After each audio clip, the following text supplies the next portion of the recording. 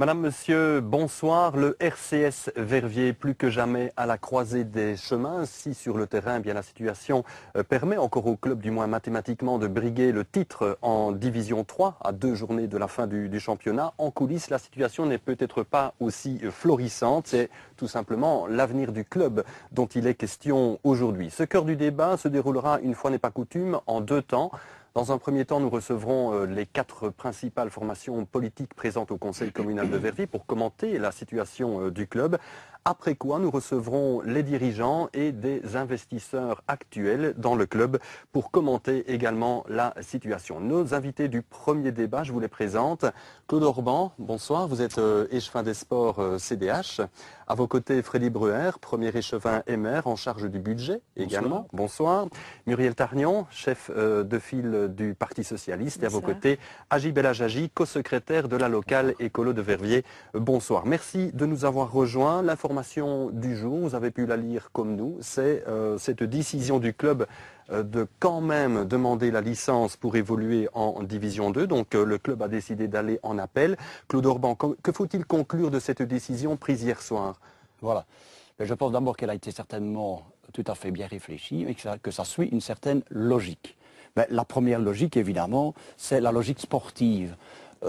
Pendant toute une année, les joueurs se sont battus correctement, je vais dire, sportivement, mais il faut évidemment aller jusqu'au bout de la logique. Ça, c'est la première chose. Je pense que l'équipe en vaut la peine et il faut leur donner un signal positif. Oui, ceci dit, l'entraîneur lui-même, Drazen Berencic, à qui l'on doit certainement une grande partie de la réussite du club cette année, déclarait lui-même que le club n'était pas prêt pour évoluer en Division 2. Et donc, le club a quand même décidé d'aller en appel. C'est pas dit que la licence sera accordée, ça on est bien clair, mais bon...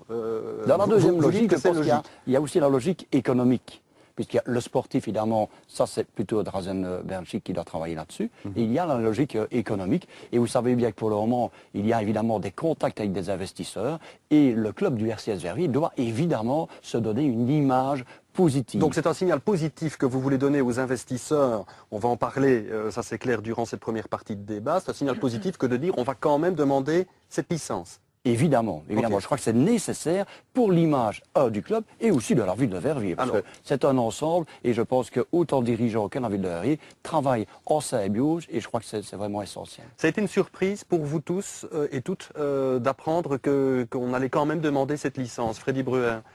Non, pas vraiment une surprise. Je peux comprendre effectivement la logique sportive et je crois qu'effectivement il faut souligner la performance des joueurs et d'un entraîneur effectivement assez remarquable qui, dans des conditions difficiles au cours de toute la saison, avec des joueurs qui n'étaient pas payés et qui ne le sont toujours pas, hein, puisqu'on parle seulement de payer les salaires de décembre, est arrivé quand même à hisser cette équipe quasiment à la première place. Et quand on voit la prestation de dimanche, il était aussi effectivement, il mériterait effectivement cette première place. Donc il mériterait ce groupe-là sur le plan sportif d'aller plus loin. Et donc tant qu'il reste un espoir effectivement d'apporter un investissement, de relancer le club, il faut effectivement donner la meilleure image qui soit et aller au bout d'une saison, au bout d'une logique sportive. N'empêche que le dossier, dans un premier temps, a été recalé. Et qu'est-ce qui manque à ce dossier pour que le club puisse accéder à cette Division 2?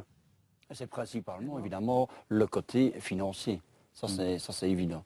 Ok, donc on peut imaginer que si la licence est accordée, donc il y a un apport financier qui devrait être apporté. Ce sont les dettes fédérales, c'est l'ONSS, en fait, je pense. Alors, Muriel Tarnion, des deux, c'est un cadeau empoisonné ou pas? Non, d'abord je pense que la ville de Verviers mérite, par sa taille et sa position géographique, d'avoir un club en Division 2 nationale. Ça, c'est vraiment un objectif que je pense qui est partagé par de nombreux partis politiques et que nous avons toujours défendu.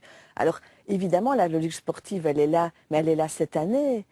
Ce n'est pas évident ce n'est pas parce qu'on a des problèmes financiers aujourd'hui et qu'on dit on va rester en D3 que l'année prochaine, de nouveau, on sera en mesure de gagner le championnat, voire de gagner le tour final et de monter en Division 2. Donc la logique sportive, elle est là cette année et donc effectivement, il faut mettre tout en œuvre cette saison-ci pour pouvoir espérer arriver en Division 2 nationale. Alors, peut-être l'entraîneur a l'impression, effectivement, au vu des difficultés financières que le club a vécues cette année, qu'il n'est pas possible d'aller maintenant en Division 2 nationale, parce que le budget est évidemment plus élevé qu'un budget qu'on peut avoir en Division 3 nationale.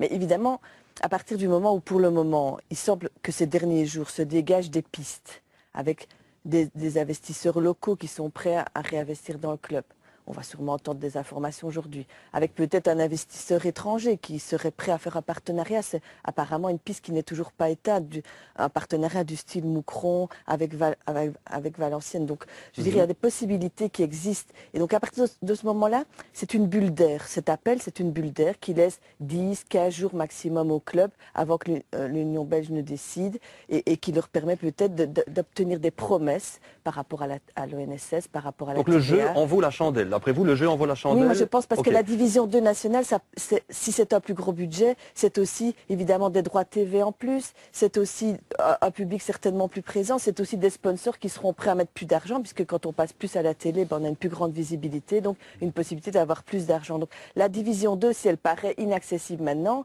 évidemment quand on la vivra, si on peut un jour la vivre, elle apportera des recettes supplémentaires. Agib El Hajjaji, votre appréciation?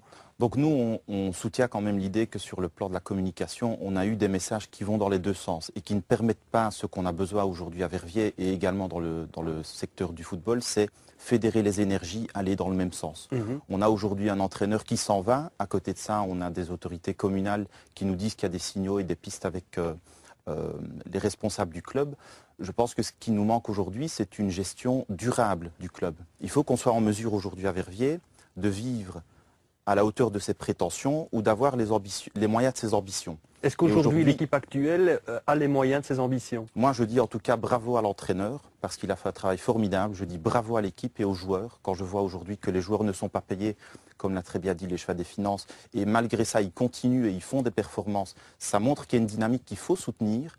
Mais c'est vraiment au niveau du business model du club qu'il faut pouvoir aujourd'hui. Donc j'entends bien. En vous écoutant toutes et tous, j'entends une certaine unanimité pour dire soutenons le club même s'il va en division 2, mais à condition mais présenter une vision arrières. Réaliste des choses et ne pas créer un engouement qui fait que dans 15 jours, on va avoir une mauvaise nouvelle. Il y a des chiffres. Oui, Frédéric Breuer. La chose, c'est que nous pouvons souhaiter que Verviers retrouve d'autres niveaux, au niveau sportif, division 2, division 1. Moi, j'ai connu la grande époque, et donc ça nous plairait, évidemment. Mais évidemment, il ne faut pas sous-entendre ou imaginer que la ville de Verviers ait un rôle majeur à jouer par rapport au coût de ces prestations à une division supérieure. Oui, mais je crois qu'il ne faut pas berner les gens, il faut être surtout réaliste dans la situation où nous sommes. Et donc, alors parlons chiffres.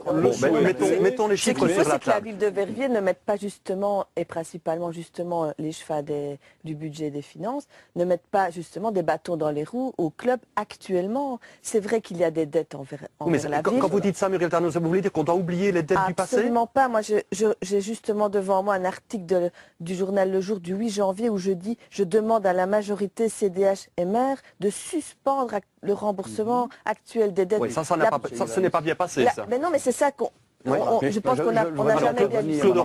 Parce que, bon, c'est vrai que la semaine précédente, cet article-là, vous disiez plus ou moins le contraire. Mais bon, voilà, ce n'est pas très grave. Je pense que l'important, c'est de fédérer, que tout le monde, en tout cas les partis démocratiques de Verviers, veulent travailler tous ensemble dans une bonne direction. Je crois que c'est important. Je voudrais bien savoir si le MR est prêt justement à ne pas réclamer. C'est une question qu'il faudra poser à M. Moi j'aimerais savoir, j'aimerais qu'on parle chiffres. Voilà. J'aimerais qu'on parle chiffres parce qu'on parle de dette du club. Je vais aller Est-ce qu'on a des chiffres? La dette du club est de combien? Bien, alors, concernant la ville, en tout cas, donc il y a ce que le club doit à la SA VIP, qui a été une émanation d'il y a, je vais dire, 7-8 ans, quelque chose comme ça, doit officiellement, en tout cas, 248 000, bien.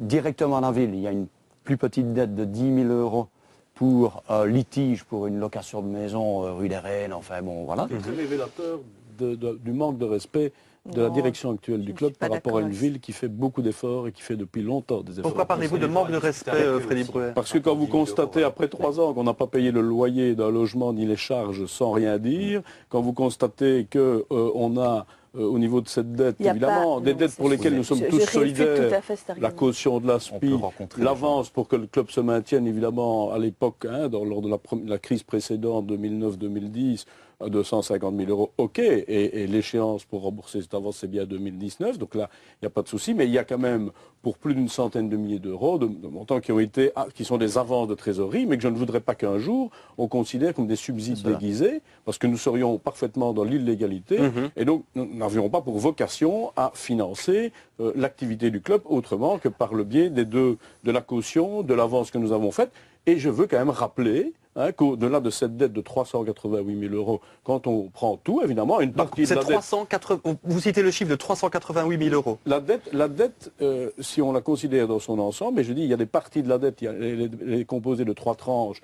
Il y a peut-être l'une ou l'autre tranche sur laquelle on peut convenir avec effectivement d'un moratoire SPI. ou d'un non-remboursement ou du fait que ce soit la ville qui cautionne. C'est une valeur, donner un chiffre. Mais il y a probablement pour plus de 100 000 euros de dette qui est effectivement pour moi exigible. Est-ce que vous avez les mêmes possible. chiffres?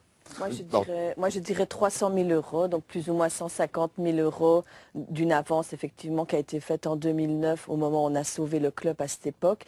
Et puis alors, on a créé en même temps une SA VIP qui allait aider le club dans sa gestion quotidienne. Notamment, il y avait toute une série de fournisseurs en boissons, en nourriture, etc., qui n'étaient plus payés et qui ont accepté, donc ces entreprises privées, ont accepté d'abandonner leurs dettes. Enfin, ce que le club leur devait, ils ont abandonné en disant, mais à partir de maintenant, donc en 2009, ils disent on veut être payé. Et donc, via la régie communale autonome, c'est elle qui paye les fournisseurs et normalement, le club devait rembourser la SA VIP via les recettes, boissons, etc. Mais moi, je dis, le club n'est pas mal géré. Ah bon? C'est un des clubs qui dépensent le moins au niveau budgétaire. Les joueurs sont quasiment les moins payés de la division 3B. C'est un club qui fait très peu de dépenses. Donc ce n'est pas une mauvaise gestion, c'est un manque de recettes. Mais est-ce qu'une bonne gestion, ce n'est pas de rembourser l'argent qu'on vous a avancé? C'est clairement un manque de recettes. Des recettes qui ne viennent pas des rentrées, qui ne viennent pas des sponsors. Et là, c'est le rôle de la ville de Verviers, et vous le faites maintenant. Vous commencez à le faire maintenant, un peu tard. Moi, je demande depuis le mois de décembre, janvier, il faut rencontrer les investisseurs économiques. Juste un petit mot quand même pour répondre, parce que je trouve que, bon c'est vrai que maintenant, on a resserré, puis on passera, pas de problème. C'est vrai qu'on est maintenant... On a demandé à être beaucoup plus rigoureux au niveau de la dette et de la gestion de la dette. C'est bien ça au niveau de la SA VIP maintenant, c'est chaque fois au niveau des bars et buvettes. Le CS Verviers qui paye d'abord et puis c'est les recettes qui manquent, ce n'est pas la gestion des dépenses. Mais ce qui est pas un club qui dépense ce qui est important au niveau de l'idée de toute façon. L'argent que vous n'avez pas ou vous n'aurez pas. Mais alors tu peux ne pas avoir de club. Claude Orban, terminer ma phrase quand même. C'est quand même d'arriver sur le même consensus, la même idée. Je pense que tous les quatre on devrait en tout cas aller vers là. C'est de dire quand même que l'on ne peut pas évidemment couper court et exiger tout en une fois. Ça, c'est pas possible. Sinon, le club ferme les portes et automatiquement, il n'y a plus aucun remboursement vers la ville. Donc je pense que l'idéal, c'est de trouver un consensus pour étaler cette dette-là sur... Ok, ça c'est une proposition sur la table, c'est d'étaler la dette. Travailler avec les futurs investisseurs. D'abord, c'est pas très fair-play de se couper la parole, donc ça serait devoir s'écouter. Deuxièmement, si on discute uniquement de la relation de la ville vis-à-vis du club, on n'a pas résolu le problème. Nous, ce qu'on demande, c'est de la transparence, une vision globale sur les dettes du club aujourd'hui, et malheureusement, on n'a pas ces chiffres. On parle de entre 300 000, voilà, les chiffres sont là, on peut 400 000 euros dans les journaux. On sait aujourd'hui que les joueurs n'ont pas été payés. C'est aussi une dépense qu'il faut acter. Il faut voir si le club a honoré toutes ses dettes. Donc on veut pouvoir avoir une vision claire, parce que si même le club rembourse ses dettes à la ville de Verviers, il n'est pas sorti d'affaire. Et ça, je tiens à le dire.